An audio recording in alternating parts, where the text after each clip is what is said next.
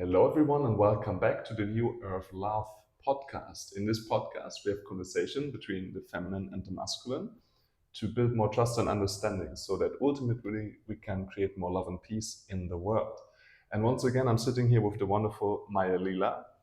Maya Lila is a feminine radiance and embodiment coach. She has already been on the podcast. You can find the episode somewhere here, and I'm also going to link it down below. And our topic today is freedom in relationships, which is a topic that is really relevant for both of us in terms of what we offer, and also since we are in a healing partnership right now. So it's really an exciting topic.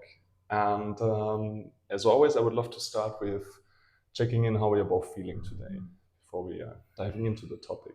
Would you like to start? Yes. Today I'm feeling pretty tired and just kind of like this slow, low grounded energy.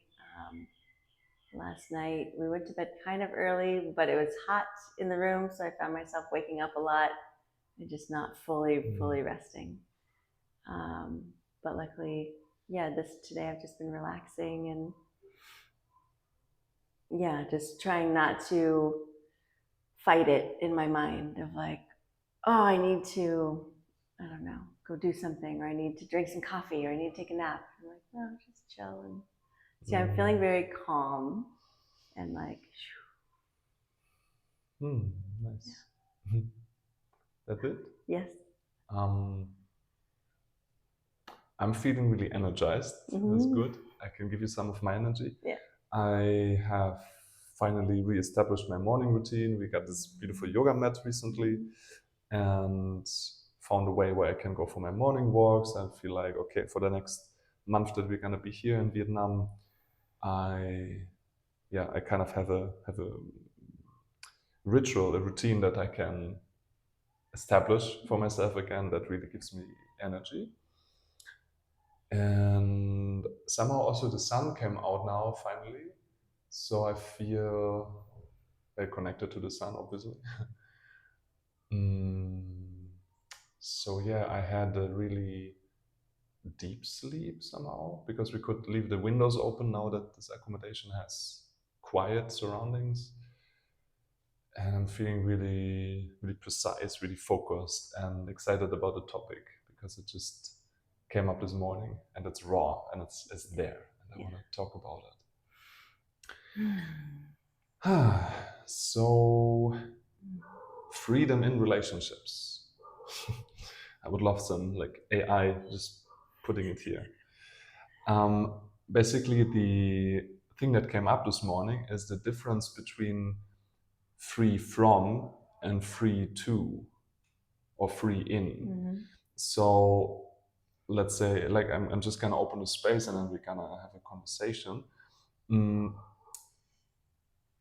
What I experience in the past quite often, what my clients experience, and what I see happening a lot is a form of self-sabotage in relationships when one party is not really ready for it. Getting into the construct in the label of like, okay, we are in a relationship now. So that this person who's not really ready, oftentimes a man in, let's say, average, men are usually more avoidant, kind of saying like, okay, we are in a relationship now, but actually they try to get out of it as a form of liberation. And so the freedom experience through liberation.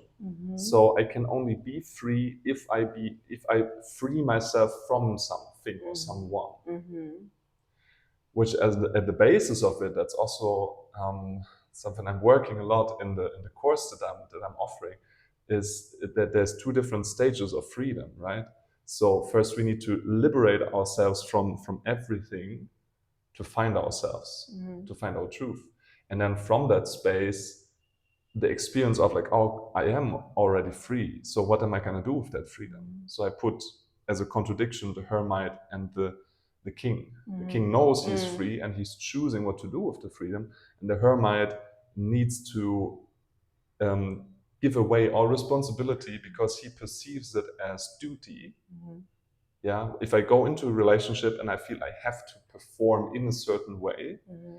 then that creates resistance usually, and that resistance is the freedom fighter, the liberation. No, like reactionary. Yeah, so I hope that makes sense for everybody who's listening. So am I free, or do I want to be free from something, which you already are? Mm-hmm. But if you want to experience being free from something, which can be limitation within a relationship, then you first need to get into a relationship so that you can free yourself from something, Mm-hmm. from being limited by your partner. Mm-hmm. I'm putting that in. The perception of being limited. Exactly. Yeah. And actually, if you're listening and that is resonating already with you, down in the description, I will also put a link to an ebook that I've been putting together for exactly that topic. So, yeah. And when we reach a certain level of awareness, and that's what I'm experiencing as well, then we can also shift that towards feeling free in a relationship, Mm-hmm. which is the core of my work, to help others get there. Mm-hmm. What is coming up for you hearing all this field? So I had a friend mirror that to me a long time ago when I was in the kind of hermit phase of like traveling and being free and being able to do and go wherever I wanted to. And so that was like me claiming my external freedom of like, oh, I'm free from a 9-to-5 job. I'm free from living in my country. Like I can go anywhere, do anything I want. But it was kind of like that, like running away from any kind of responsibility or any kind of obligation, duty, weight. And ultimately, like I was free from these things that felt oppressive, but I wasn't free internally because I wasn't connected to my purpose. I wasn't following like a deeper, more meaningful joy. Um, and what I find like in relationship, now that I'm in a healthy relationship, that I have the freedom to like be fully authentic and the freedom to be fully vulnerable and have that safe space in the deepest possible way, you know, in like full intimacy, full expression. And I've not ever let myself be that free in a relationship before, of like being fully authentic, fully vulnerable, even with like my darkest parts and like things that I don't want to say to anybody or reveal. And now there's definitely, it's a very uncomfortable, but it's definitely a sense of freedom to just drop all of the masks and all of the walls. Yep. I couldn't have said it better. Yeah, I experienced that too with you. Like, freedom, or like the longing for freedom is actually wanting to be authentic. And the only thing that keeps me from being authentic is shame. The fear of being rejected for who I actually am. And what you just mentioned, yeah, the vulnerability, like the more we practice that with each other, it's uncomfortable, but it creates every time like a new layer of freedom, like more air when we are together. I feel like we are both very capable of holding ourselves and each other in a trigger that comes up in self-responsibility, and peel off these layers of conditioning. Like what I see happening so often is the confusion of responsibility and duty or obligation. What you just said yourself, running away from obligation, which I want for everybody. You know, like if you have a feeling of I have to do, this is expected of me, without me choosing it first, the resistance is 100% valid. I can only encourage everybody to just like put it on the table and smash it, these beliefs, you know, because they don't serve anybody. We are free. We are free. There is nothing you have to do. And through education, schools, kindergarten, movies, even, you know, that's like very subtle. sometimes not so subtle influence on the belief system, on the mindset. So it's like this: as a man, you have to do this; as a partner, you have to do this; as a citizen of a country, you have to do this. And this whole illusion, that's what it is, this whole illusion of duty and obligation. Like, if you are this, you also need to do this. Like, whether or not you want to. Exactly. That is resistance, of course. And if we catch ourselves doing it, like projecting that sense of duty and obligation into each other in a relationship, it's also vice versa. You know, like I could be like, you're my partner, so I expect you to do certain things. My definition of expectation is an unexpressed boundary, a subconscious boundary, a boundary that I have and I'm not aware of it, and I believe everybody has it, so I don't even have to speak about it. It's like the normal thing, what everybody knows. So if I come from that angle, I might feel self-righteous about, or like righteous, and from the outside people can see self-righteous, to say like, or like to punish you or to blame you or to shame you for something you did or didn't do, and resent you. Exactly. And then building up resentment, that's actually worse. Building up resentment over time, because I assume you know that you did something wrong.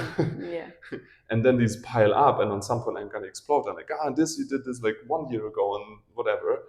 And then this whole construct of unauthenticity, which is basically what it is collapsing. And I do appreciate I like to call it evolutionary discomfort that we are going through together, is like meeting our edge, speaking up from a vulnerable space with self-responsibility, and then shaping that into a healing bubble. That's what I'm experiencing a lot with you, as one of the aspects of a conscious relationship, like a safe space to be raw, and the other person, or both people, being able to hold space for that experience without taking it personal. Without defending or fighting against it, or thinking that it means that you're shaming me because I didn't meet this need. And for example, expressing like, I'm feeling really jealous right now, and then it's very often that the other person gets defensive, right? Like, but you shouldn't, and blah, blah, blah. You should trust me. I wouldn't do anything. Now you're saying that I'm going to cheat on you. So the experience of jealousy being projected into a judgment, which is not, like, it's not necessarily the truth. Maybe in other cases it was true that someone says, I'm jealous, and the suggestion was you did something wrong. But maybe it's not the case. Maybe it's just an experience. So holding space for that is super powerful. And like you said, that now jealousy has become like a compliment. And so like, if I'm like, I'm feeling envious or jealous, and it's like, well, that's because I care about you. And it doesn't have to mean that I think that you would cheat on me or something like that, something negative. You matter to me. That's why I'm actually able to experience jealousy. Right? It's very powerful. So again, free from, like, it's really, really heartbreaking to see that, to people who feel love and attraction for each other coming together, and then usually one of them feeling a stronger pull into connection than the other, like the typical anxious and avoidant dynamic. Without going too much into detail, you can look that up on YouTube. So let's say I'm the avoidant man, and you're an anxious woman. So I'm getting into a relationship because I really like you and I really want to go over deep with you. But then the moment I'm meeting my own shame and fear, where I feel like, if you see that about me, you're going to reject me. Then I have two options. I can either hide it in the moment, or I can distance myself to do whatever I need to do, that I'm afraid if you see that, or if you perceive that about me, then you're going to reject me, and do it by myself. So in both cases, it's not, it pushes the other person away in a way, right? It's like I pull away, because either I'm not authentic when I'm with you because I have a need that is not expressed, or a feeling that is not expressed, or I'm just communicating, I just need my space right now, which is a valid need. The need for space is valid. But if I'm in the energy of like, I need space because I don't trust you, if that is in my energy, subconsciously even, that like women pick up on that a lot more, or sensitive people in general, but women a lot. So it's like, of course, if you are anxious, you kind of feel like, oh wow, I'm losing this person, he's pulling away from me. And so you're running after me in the dynamic, and then I'm like, yeah, but I just said I need some space, you know. So the more, I mean, I used to need a lot of space in relationships, and get very upset if I didn't get it. And what I found out about myself is that the more I heal my shame and I come into awareness of what's going on, and I'm staying in connection with myself, because the numbing out comes also with it. When I'm in connection, I'm ashamed of something, and there's a big need, then, and I don't want to go for it, and I just numb out in the moment to be a nice dead person, to be acceptable, quote unquote. What I learned to be acceptable in childhood. So from that angle, my experience of freedom can only be by freeing myself from you. And that creates obviously disconnection and distrust and potentially conflict in a relationship. And of course, if you would be a very conscious, which you are, anxious person, then you could say like, I see you have this need for freedom, but I invite you to look behind it, like what is actually there. Yeah, and if I catch myself, that happened also a lot in past relationships. I take my space, I go into another room or outside or whatever, and I'm realizing, no, actually I'm feeling sad.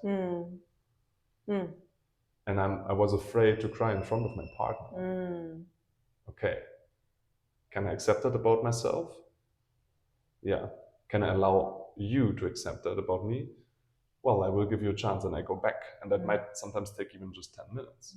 Sometimes it takes like a whole day or multiple days. So, and ultimately, we all want to be free and connected. Yeah. And what I see, the last thing I want to say about this, if I know I need a lot of space, I need a lot of freedom, why would I even get into relationship? And I was processing that, and the reason I find, and maybe you guys can resonate with that, that if I want to experience freedom, and the only way I know that is through liberation, to freeing myself from something, I need to put myself into confinement, into a cage first. And if I perceive a relationship as a cage, that's subconsciously an awesome strategy to get into that cage so that I can rebel against it. And then you get your power back. And then I assert myself through pushing you away to come back into my power. Which makes sense, because the freedom that I want to experience is related to other people. So if I'm not even meeting other people closely, I am freer than when I get into relationship. But to experience this sense of freedom, I need to first, like, well, it's easier to learn that through polarity, right? So if I don't eat, let's say I'm completely free and I eat a lot of sugar, and I have shame around that, and I get into relationship and I don't eat any sugar in front of you because I'm ashamed of that. And the moment it gets too much, the urge is getting too much, I'm like, I can't be with you anymore. So I distance myself and I start eating sugar again. Just a random example, maybe not so random, but and so I eat a lot of sugar again, and I feel better. I feel like, oh, now I'm free. Now I'm liberated. You can do what I want. Now I can do what I want, you know? And what I see there is a profound mother wound in many men who are avoidant, but still choosing to get into a relationship, even though they're not fully ready for it. And I also honor that, because if you don't jump into the ocean, you're never going to learn swimming. So what is behind it deeply, I believe, maybe you can prove me wrong, but is a deep desire for feeling free with people. And connected and loved and safe. So that need, I come to you, we get into a relationship, and I hope this time it will be different. But if I don't work on my own shame, I'm gonna have to free myself from you again to experience my freedom. Yeah. Anything coming up for you? Well, I've been thinking about how you've been talking about in regards to work, how you feel pressured to achieve so that you can get the love eventually, because then like you can make money and then you can have a partner and then you can get to where you want to be, which is ultimately like we all want to just be loved. It's like, what if we can just get there without having to jump through all the hoops?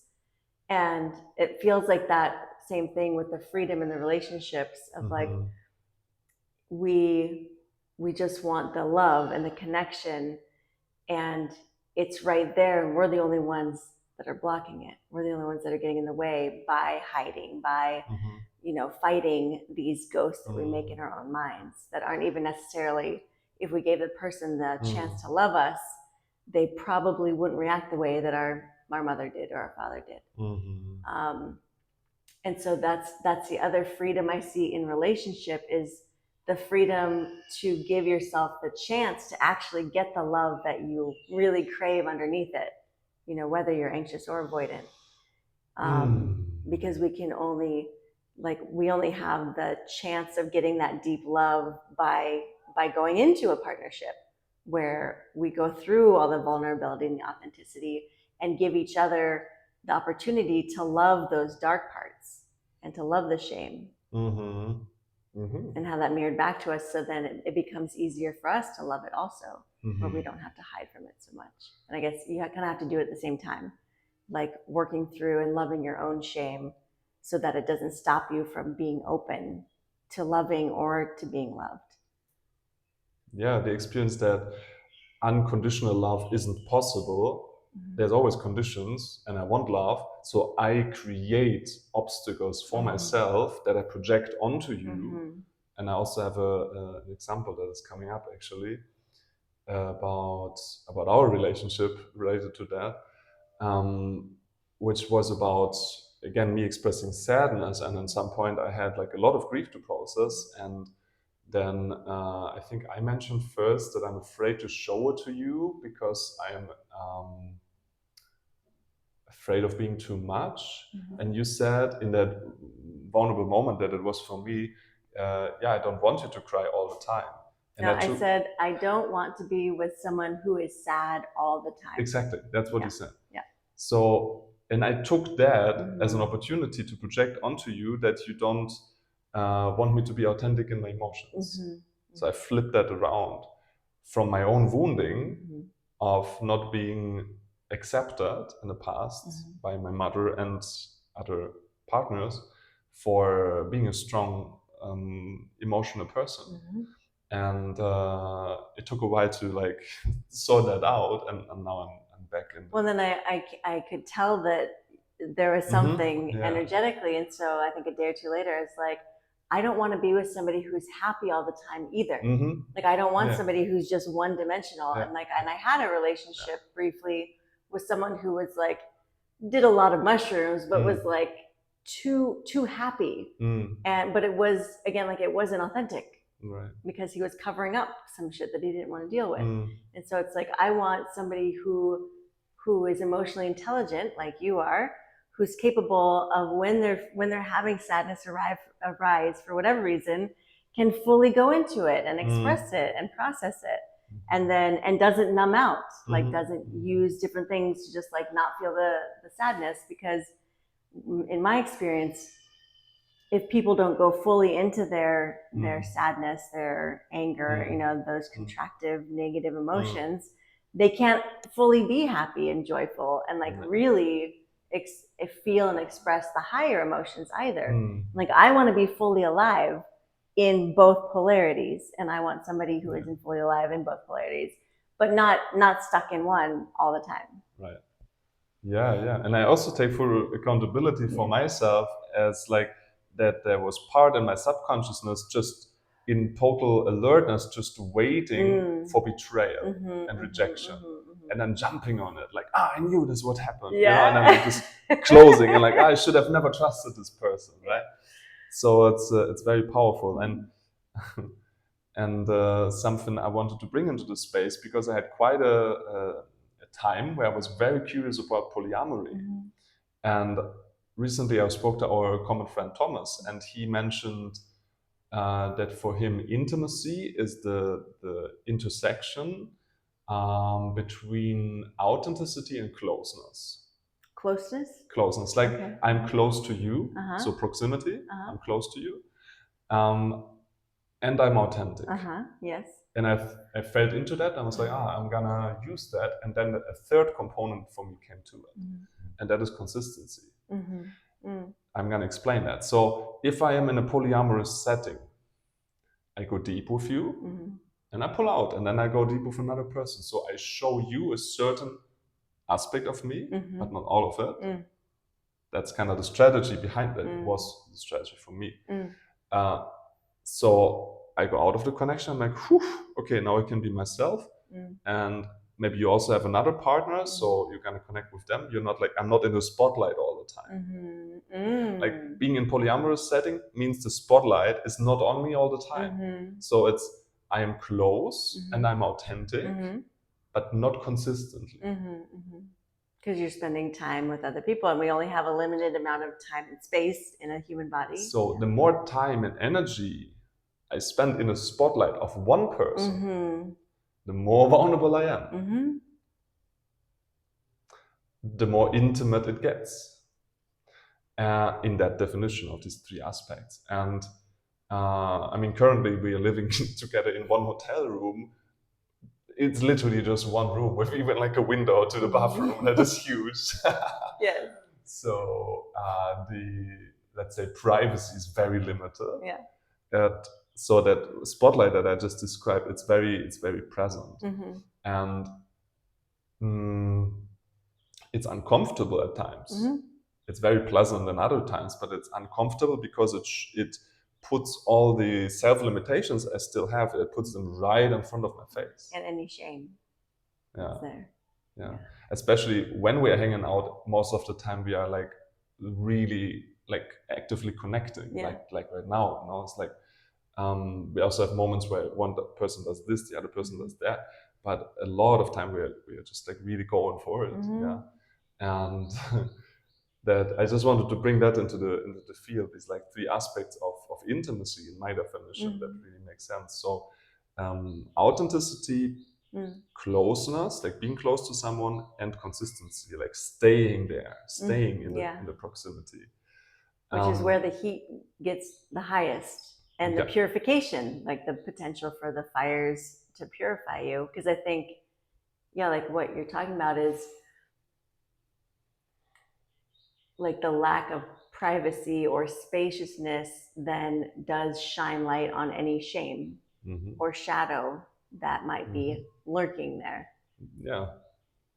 So maybe to summarize all of this, if I want to experience freedom in relationship, and I don't experience freedom just by being free from a relationship, the only way that really works is vulnerability. Vulnerability and authenticity. With a safe person. Disclaimer, you need to be in a space with each other that is actually safe. Someone who doesn't weaponize your vulnerability. Or project onto you. A safe, shame-free space. A blame and shame-free space. When you can establish that together, then it actually makes sense to be vulnerable. And I wouldn't even say shame-free, because what we're doing is like loving the shame. Like when the shame arises, we're not shaming each other as a verb, but like when the shame arises, like the other person shares like, oh, I have this shameful thing that I feel shame about, and the other person says, oh, loving it to the light. Yeah, I still love you, and I understand that, and you're still lovable. Very much. So, and in a way, it's one of the paths to ultimate freedom, because it is like the hardest path to walk, because you're dealing with you have such if you're with someone who is able to mirror you, like it's such an intense, powerful mirror for healing potentially, or for harm and destruction, which most people, their relationships end up as the most painful things in their life, because you end up burning each other with the fires that could be purifying you. Does that make sense? But by taking the self-ownership, we're using those fires and that discomfort for purification, for evolution, for expansion of like a higher capacity to love and to hold safe space, rather than weaponizing the vulnerability, the authenticity, the shame. Yeah. And what I find to be true for myself, which is also obviously what I'm teaching and helping others to go through, is developing a sense of boundary as a bridge. So if I feel safe with you, and I want to be vulnerable, I need to be able first, willing and able to be vulnerable. And in order to do that, I need to understand what my boundaries are. Where your edges of safety are. Who am I? Like, what do I actually want, so that I can then express it and find the confidence to express it, right? And the vocabulary to express it. And that is really like a transformative journey. Yeah. And I do see that. I see boundaries as like what you need to protect yourself as you're healing, because the boundary is like it's where something gets triggered in you that's always like a reflection of a past wounding. And for you to feel safe to continue expanding, like you have to know where that limit is, where you don't shut down completely. Because like if you didn't have boundaries and you're feeling discomfort of like, oh, am I going to be like overtaken or consumed, or I don't know what your word was, like too much enmeshment. If you don't keep yourself safe with that boundary, then eventually you do get pushed too far, and then the rubber band snaps back. And then again, like then the connection is totally broken. Whereas like with the boundary, it can like expand at a rate that works. I get your point. I want to just clarify my definition of boundary, which is slightly different, I think. So what you explain is the wall aspect of a boundary. Like, okay, I'm not okay with this, so we can meet, for example, one boundary in relationship, we can meet like 3 days a week, but not more. So I put a wall. That's one aspect of boundary. I'm setting a limit as a strategy to meet my needs. Another aspect of boundary is the window to my heart. So I inform you, I like chocolate better than vanilla. That's also a boundary in my definition. I have a need for rest right now. Is also a boundary. So who I am, and then the aspect of like, how do I communicate that in a loving way and in a confident way. And sometimes it's also necessary to put the boundary. But like these two aspects, I just wanted to highlight that, because in my course, which is all about boundaries, I make the distinction very clearly. So it's not just about defending yourself, like putting walls up around you. It's also a lot like looking inside, what is actually happening here, who I am, and where do I want to go with that. That's a very important part. And that also enables you in the first place to set like boundaries that make sense for you. Right? I feel kind of close to a completion. Is there anything else about free from, free in relationship that you want to bring into the space? Yeah, I feel like also in the current society with like dating apps and potentials and polyamory, and there's like so many choices, and people again kind of have this concept of like, oh, I'm freer if I'm not limited, if I have unlimited choice, because then I have more options and selection and like more expansiveness. But again, there's this kind of inverse thing where when you focalize your energy and go deeper with one person, like that actually leads to more freedom, even though it seems like it seems like a paradox Yeah. of like by limiting yourself, you can actually get more freedom. So I feel like our society doesn't really think in those terms anymore. Mm-hmm. Yeah, I had to pick up on that. I had quite a while where I needed to liberate myself from the idea that I can only have touch, sex, and emotional closeness if I commit. So, and committing at that point for me was there's a box called relationship, and I need to squeeze myself into that box in order to get all these needs met. And that created resistance, a lot of resistance.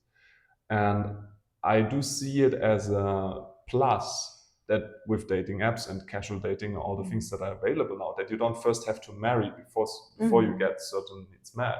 So that actually a relationship can become a choice, that a commitment becomes a commitment to yourself, and like, I really want to explore this, not from a place of lack. So back in the day, I used to say like relationships are strategies. Strategy? A strategy, yeah. Relationship is a strategy to get certain needs met. Very German. Yeah. So it's like, and there was frustration in me. It's like, yeah, but I want to get my needs met without depending on that strategy. Also, you want to be authentic, because I feel like the box takes away your freedom to be authentic. Yeah, 100%. So I trade my arm for a leg, right? I say like, okay, I want these needs being met, but at the same time, I cut off my freedom. And your authenticity. Right. Yeah. So that was not a very nice world to live in. I'm glad I'm in a different place now. Yes, me too. And experience that with you. So, anything else you want to add or complete? No, it's just, I'll just, yeah, to complete, I'll say it's nice to feel the freedom that I feel now with you, the freedom from my own fears and shame and limitations. Because, yeah, I choose not to put myself in those boxes anymore, cut myself off from my authenticity, which again is very uncomfortable. But I've liberated myself by making the choices that I make in our relationship. Awesome. Yeah. Thank you. And thank you everyone for watching or listening if you're still here. Just a reminder, as always, a thumbs up or a heart or whatever is available on this platform helps really to to bring the algorithm closer to us, so more people can listen to this. Share it with someone that you think can benefit from it.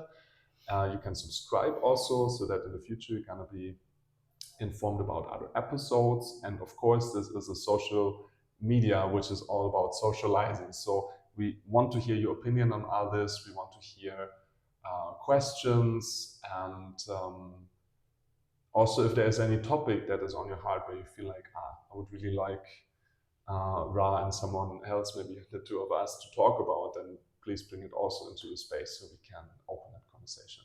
Thank you so much. Thank you so much. Love you, and looking forward to see you in the next one. Bye.